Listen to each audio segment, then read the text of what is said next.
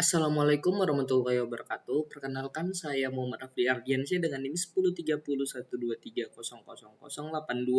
Di sini saya akan mempresentasikan tugas tata tulis ilmiah 2025 kelas IF47 GAP 02 dengan judul Tinjauan Kritis Sosioteknis terhadap Deteksi Phishing dan Pemberdayaan Organisasi. Untuk yang pertama, pendahuluan dan objektif.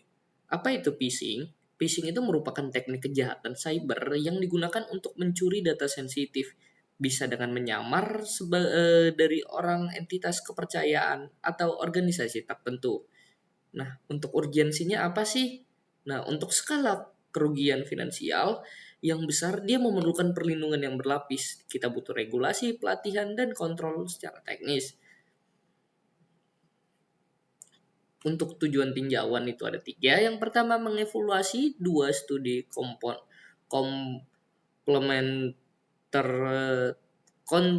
komplementer pulan data. Yang kedua adalah menilai rigiditas metodologi. Yang ketiga, menginterpretasikan temuan ke dalam peta jalan sosioteknik untuk orang-orang. Pertanyaan tinjauannya itu ada 3 juga. Yang pertama, apa kekuatan dan keterbatasan metodologis dari masing-masing studi? Yang kedua, bagaimana temuan deteksi teknis dan analisis perilaku manusia saling bertemu atau berbeda? Yang ketiga, praktik sosio dan arah penelitian yang muncul dari sintesis ini. Untuk protokol peninjauan dan ruang lingkup, untuk metodenya, strukturnya itu ada 6 langkah, ada framing, reading, summary, evaluation, systematic, dan implementation. Untuk karakter inklusifnya itu dia adalah studi peer review tentang deteksi AML atau perilaku PMC. Target mitigasi pada lingkungan organisasi ini khusus pada BUMN dan dia memiliki detail metodologi yang dapat direplikasi. Untuk dimensi kualitasnya itu gimana? Ya, itu ada desain riset. Dia memiliki kecukupan dataset, validitas konstruk, dan reproduksibilitas. Phishing dari sisi yang berbeda. Yang pertama, deteksi web phishing atau CVM. Sistem ini bekerja dengan cara memeriksa alamat URL serta dari pihak ketiga seperti catatan kepolisian cyber, phishtank, dan pendaftaran domain Whois. Hasil pengujian menunjukkan bahwa metode CVM itu bisa diibaratkan sebagai detektif yang teliti, berhasil mencapai akurasi 85,71% dalam mengenali bahaya. Yang ketiga, temuan ini membuktikan bahwa teknologi dapat menjadi filter awal yang efektif untuk mencegah karyawan mengklik link yang mencurigakan. Kedua, perilaku orang-orang. Nah, yang pertama itu ditemukan kepercayaan diri atau self-effic. Dengan kesadaran akan bahaya merupakan faktor terkuat yang mendorong karyawan untuk bertindak waspada. Kedua, oleh karena itu, perusahaan atau BUMN tadi itu disarankan untuk memberikan pelatihan simulasi yang nyata agar karyawan merasa lebih siap dan berani dalam menghadapi ancaman.